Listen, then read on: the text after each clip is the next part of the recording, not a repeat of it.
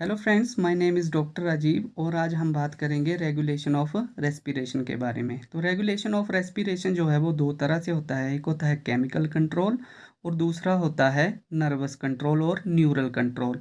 तो neural control कैसे होता है? न्यूरल कंट्रोल होता है नर्व्स के द्वारा। ठीक है। तो न्यूरल कंट्रोल जो है वो दो तरह का माना गया है। एक है ऑटोमेटिक कंट्रोल और दूसरा है वॉलंटरी कंट्रोल। वॉलंटरी कंट्रोल वो होता है जिसे हम खुद कंट्रोल कर सकते हैं। तो ये होता किसके द्वारा है? ये होता है सेरेब्रल कॉर्टेक्स के द्वारा, क्योंकि नर्व्स जो हैं वो सेरेब्रल कॉर्टेक्स से सिग्नल भेजती हैं। कहाँ को भेजेंगी? स्पाइन को। ठीक है। और स्पाइन से फिर मोटर न्यूरॉन्स निकलते हैं, वो इनरवेट्स करते हैं इंस्पिरेटरी और एक्सपिरेटरी मसल्स को।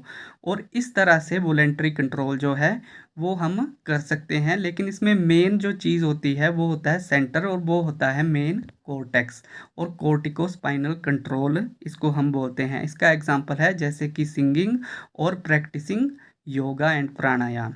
ठीक है। दूसरा होता है हमारे पास ऑटोमेटिक कंट्रोल। ऑटोमेटिक कंट्रोल जो है वो भी कुछ सेंटर्स होते हैं which are located in medulla and pons. इसलिए इसको पोंटो मेडुलरी कंट्रोल और ऑटोमेटिक न्यूरल कंट्रोल भी बोलते हैं। तो मेडुला में कौन कौन से सेंटर होंगे? ठीक है। मेडुला और पोन्स जो है वो क्या है? These are the parts of brain stem, है ना। तो ब्रेन स्टेम में ऑटोमेटिक न्यूरल कंट्रोल के जो सेंटर हैं वो लोकेटेड होते हैं। तो मेडुला में कौन से होते हैं? DRGN and VRGN. DRGN means dorsal respiratory group of neurons, they are located in medulla. And ventral respiratory group of neurons, they are also located in medulla. DRGN जो है उसमें आई न्यूरॉन्स होते हैं और बीआरजीएन में क्या होते हैं? I and E, both the neurons are present in VRGN. It means that VRGN control both inspiration and expiration, but it works not in the tidal respiration. ठीक है। टाइडल रेस्पिरेशन जो कि नॉर्मल रेस्पिरेशन होती है उस time में ये work नहीं करता है, लेकिन ये वर्क कब करता है? जब पल्मोनरी वेंटिलेशन जो है वो ज़्यादा होती है, जैसे कि हम एक्सरसाइज करते हैं फिजियोलॉजिक। ठीक है। और पैथोलॉजिक भी हो सकता है, जिसमें कि जैसे कि एस्थमेटिक अटैक है, जब आपको एक्स्ट्रा वर्क करना पड़ता है, means forced inspiration and forced expiration में बीआरजीएन का फंक्शन रहेगा। डीआरजीएन जो है वो नॉर्मल टाइडल रेस्पिरेशन जो कि हम नॉर्मल रेस्टिंग पोजीशन में करते हैं उसमें हेल्प करता है। ठीक है। अब इनकी लोकेशन जो है हमें पता है कि कहाँ पे हैं, ये मेडुला में होते हैं। दूसरा होता है पोन्स। ठीक है। पोन्स क्या करता है? पोन्स जो है वो रेट और रिदम जो है रेस्पिरेशन की उसको कंट्रोल करता है। ये करता कैसे है? क्योंकि अपर पोन्स में एक सेंटर होता है, उसको हम बोलते हैं न्यूमोटैक्सिक सेंटर। ठीक है। दूसरा सेंटर होता है एपन्यूस्टिक सेंटर। ठीक है। न्यूमोटैक्सिक सेंटर जो है वो क्या करता है? न्यूमोटैक्सिक सेंटर जो है that is having an inhibitory influence on the apneustic centre. अब ये कैसे काम करेंगे इसकी डिटेल में आपको बताता हूँ। तो हम डिपिक्ट करेंगे इनको एक डायग्राम के द्वारा। ठीक है। तो डायग्राम में मैंने ये बनाया हुआ है ब्रेन स्टेम, जिसमें मेनली ये जो है ये है हमारा पोन्स का पार्ट। ठीक है। तो ये है अपर पोन्स। मैंने आपको बताया कि अपर पोन्स में क्या होता है? न्यूमोटैक्सिक सेंटर होता है। ठीक है। और लोअर पोन्स में क्या होता है? लोअर पोन्स में हमारे पास है एपन्यूस्टिक सेंटर। ठीक है। तो इन दोनों को जानने से पहले, क्योंकि ये तो रेट और रिदम को कंट्रोल करते हैं ना रेस्पिरेशंस की, लेकिन जो इंस्पिरेशन और एक्सपीरेशन को जो मेन कंट्रोलर हैं वो कौन है? वो हैं डीआरजीएन एंड बीआरजीएन। तो सबसे पहले बात करते हैं dorsal respiratory group of neurons की। डोर्सल का मतलब होता है पोस्टीरियर साइड, वेंट्रल का मतलब होता है एंटीरियर साइड। ठीक है।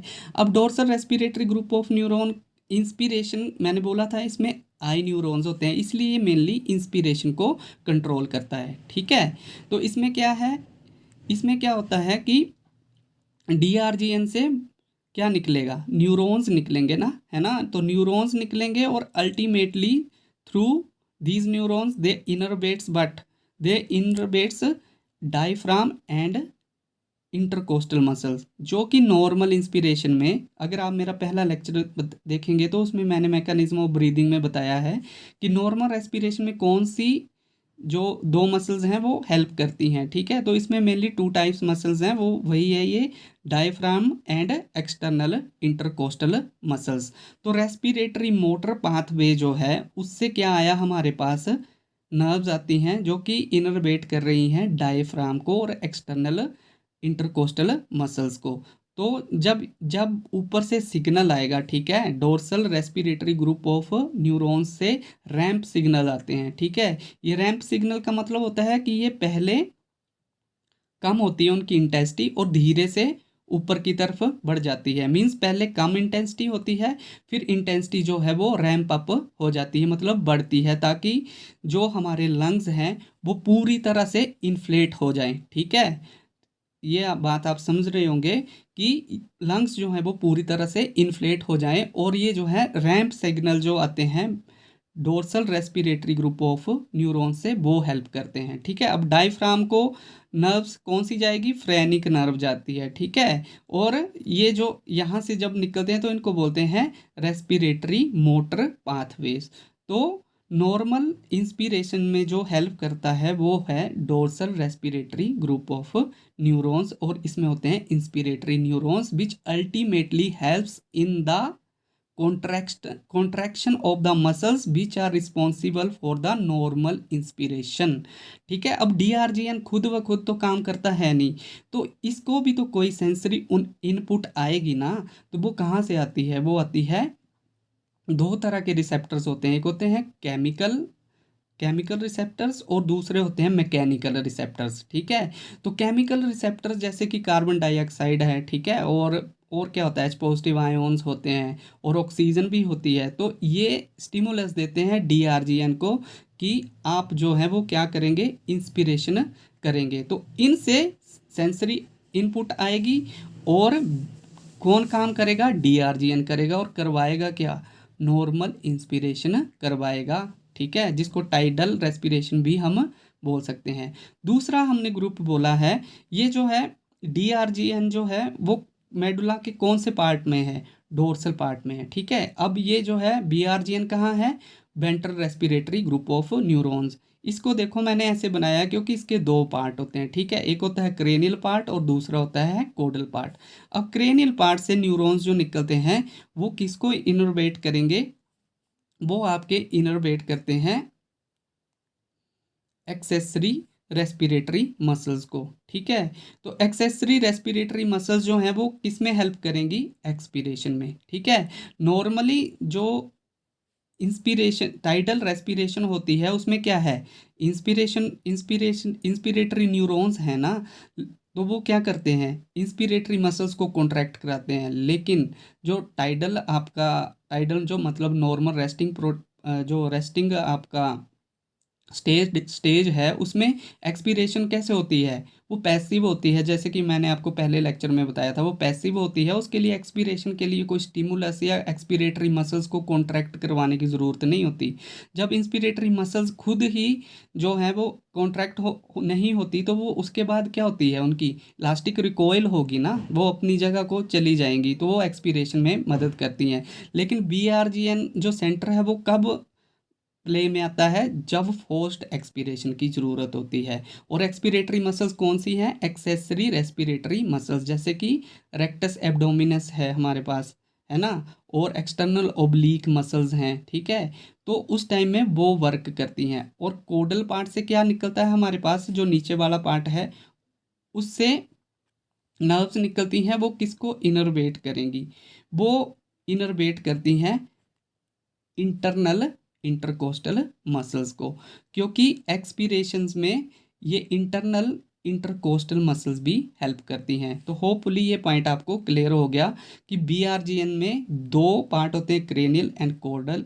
क्रेनियल पार्ट जो है वो एक्सेसरी रेस्पिरेटरी मसल्स को इनर्वेट करता है और या फिर कंट्रोल करता है। इनरवेट तो हमारी रेस्पिरेटरी मोटर पाथवे से जो नर्व्स निकलेंगी वो इनरवेट करेंगी, लेकिन ये क्या करेगा, कंट्रोल करेगा, ठीक है। दूसरा पार्ट है हमारे पास कोडल, जो नीचे वाला पार्ट होता है which is away from the brain, ठीक है। वो कौन से कौन से सिग्नल भेजेगा, वो सिग्नल्स भेजेगा रेस्पिरेटरी मोटर पाथवे के द्वारा उन नर्व्स को भेजता है जो इनरवेट करती हैं इंटरनल इंटरकोस्टल मसल को। तो एक पॉइंट मैं आपको क्लियर कर देता हूँ, जो नॉर्मल रेस्पिरेशन होती है, नॉर्मल इंस्पिरेशन, उसमें हमारी एक्सटर्नल इंटरकोस्टल मसल हेल्प करती है, जबकि जब फोर्स्ड इंस्पिरेशन होती है, ठीक है, जब फोर्स्ड इंस्पिरेशन होती है तो इंटरनल इंटरकोस्टल मसल्स हेल्प करती हैं, ठीक है। ये तो थे हमारे DRGN एंड BRGN, ठीक है। अब ये दो सेंटर हैं, इनका क्या रोल रहेगा? तो इनका रोल ये है कि न्यूमोटैक्सिक सेंटर जो है वो क्या करता है, वो कंट्रोल करता है एपन्यूस्टिक सेंटर को।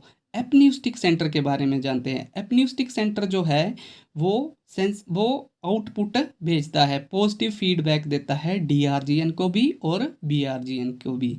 इस तरह से ये इंस्पिरेशन में भी हेल्प करता है और फोर्स्ड इंस्पिरेशन और फोर्स्ड एक्सपीरेशन में भी हेल्प करता है। ये है एपन्यूस्टिक सेंटर। तो अल्टीमेटली एपन्यूस्टिक सेंटर क्या कर रहा है? एपन्यूस्टिक सेंटर एक नॉर्मल टाइडल इंस्पिरेशन है उसको कंट्रोल कर रहा है, और दूसरा ये क्या कर रहा है, जो फोर्स्ड इंस्पिरेशन है उसको भी कंट्रोल कर रहा है। Ultimately it is increasing the depth of the inspiration. अब इंस्पिरेशन डेप्थ का मतलब होता है, अगर हम रेस्पायरोमीटरी पढ़ें उसमें देखो, उसमें देखेंगे आपकी डेप्थ का मतलब होता है कि कितनी देर तक इंस्पिरेशन होगी, ठीक है। ये इंस्पिरेटरी पार्ट जो है वो है एपन्यूस्टिक सेंटर का, ठीक है। तो ये डेप्थ को कंट्रोल करता है, ठीक है, कि कितनी देर तक होगी। अब एपन्यूस्टिक सेंटर पॉजिटिव फीडबैक ही देता रहेगा तो क्या होगा, इंस्पिरेशन की डेप्थ जो है वो इंक्रीज हो जाएगी और एक्सपीरेशन तो होगी नहीं। तो ऐसा तो ब्रेन चाहता नहीं है। तो क्या होगा कि ब्रेन से सिग्नल आएंगे न्यूमोटैक्सिक सेंटर से। न्यूमोटैक्सिक सेंटर जो है अब इसको इनहिबिट करेगा या इनहिबिटरी फीडबैक देगा और बोलेगा कि बस अब इंस्पिरेशन मत करो। So pneumotaxic centre what is it is doing, it is ultimately switching in between inspiration and expiration. जब ये इंस्पिरेशन को रोकने के लिए बोलेगा तो ऑटोमेटिकली क्या हो जाएगा, एक्सपीरेशन स्टार्ट हो जाएगी, ठीक है। तो एक्सपीरेशन जब स्टार्ट हो जाएगी तो ये क्या करवा रहा है न्यूमोटैक्सिक, ये स्विचिंग कराता है इंस्पिरेशन और एक्सपीरेशन के बीच में। इस तरह से ये अल्टीमेटली क्या करता है, रेट को कंट्रोल कर रहा है, रेस्पिरेटरी रेट को कंट्रोल कर रहा है। अब एपन्यूस्टिक सेंटर के ऊपर इनहिबिटरी इन्फ्लुएंस है नहीं, ठीक है, तो क्या होगा, इंस्पिरेशन प्रलोंग हो जाती है तो उसको हम बोलते हैं एपन्यूसिस भी बोलते हैं, ठीक है। और देखो अगर न्यूमोटैक्सिक ही काम करता रहेगा तो क्या होगा, रेट जो है वो बढ़ जाएगी। क्यों? क्योंकि एपन्यूस्टिक सेंटर में क्या है, डेप्थ जो है वो कम हो जाएगी। तो डेप्थ जब कम हो जाएगी तो जल्दी जल्दी से रेस्पिरेशन होती है। तो न्यूमोटैक्सिक को एपन्यूस्टिक सेंटर जो है वो भी सिग्नल देता है कि बस अब मुझे काम करना है, अब अब इनहिबिटरी इन्फ्लुएंस की ज़रूरत नहीं है। तो इस तरह से ये दोनों सेंटर जो हैं वो एक दूसरे से मिलके रेट और रिदम जो है वो उसको कंट्रोल करते हैं, ठीक है। अब हम देखते हैं रोल ऑफ वेगस क्या है, वेगस नर्व का क्या कंट्रोल वो रोल होता है, ठीक है। एक तो मैंने आपको बताया था कि केमिकल हमारे पास रिसेप्टर्स होते हैं और दूसरे होते हैं मैकेनिकल स्ट्रेच रिसेप्टर्स जो होते हैं वो होते हैं लंग्स में प्रेजेंट, ठीक है। तो वहाँ से क्या होता है, स्ट्रेच रिसेप्टर्स जो हैं वो क्या करते हैं, थ्रू वेगस सिग्नल भेजते हैं DRGN को, ठीक है, कि बस अब इंस्पिरेशन हो गई, अब इससे ज़्यादा इंस्पिरेशन की तो हम कोलैप्स हो जाएंगे। दूसरा काम होता है कि वेगस जो है ना, जो न्यूमोटैक्सिक सेंटर करता है वो ही वेगस नर्व भी करती है। वेगस नर्व जो है वो क्या करती है, एपन्यूस्टिक सेंटर को चेक करके रखती है, उसको इनहिबिट करती है, क्योंकि एपन्यूस्टिक सेंटर क्या है, वो पॉजिटिव सिग्नल देता है ना DRGN को और BRGN को, और क्या करता है, वो पॉजिटिव सिग्नल दे के वो उसकी डेप्थ को इंक्रीज कर देता है, मतलब इंस्पिरेशन होती रहती है। लेकिन जब स्ट्रेच रिसेप्टर जो हैं वो सिग्नल देंगे वेगस को तो एपन्यूस्टिक सेंटर को अब क्या होगा, वो इनहिबिटरी इन्फ्लुएंस देगा। वेगस बोलेगी एपन्यूस्टिक को कि बस अब हमें इंस्पिरेशन की ज़्यादा ज़रूरत नहीं है, अगर की तो लंग्स जो है वो कोलैप्स हो जाएंगे। तो it is very important in the lung compliance, okay. तो होपफुली आपको ये जो न्यूरल कंट्रोल है वो समझ में आ गया होगा। और ये जो कंट्रोल है वो किसके द्वारा होता है? ये कंट्रोल होता है हमारे पास सेंटर्स के द्वारा, जो मैंने आपको बता दिए हैं। अभी एक और चीज़ मैं बताना चाहूँगा जिसका जिक्र होता रहता है, that is pre Botzinger complex. इसको हम बोलते हैं pacemaker. It is located in the medulla oblongata. ठीक है, ये कहाँ होता है? एक होता है nucleus ambiguus and second one is the lateral reticular nucleus. इन दोनों के बीच में जो सेंटर है वो होता है प्रोबोर्जिंगर कॉम्प्लेक्स, और उसको हम बोलते हैं पेसमेकर ऑफ रेस्पिरेशन। तो होपफुली आपको ये समझ में आया होगा। ठीक है, लेक्चर थोड़ा ज़्यादा लंबा हो गया पर इतना होना ही था, because each and every aspect of respiration must be understood. So hopefully आपको ये सब समझ आया होगा।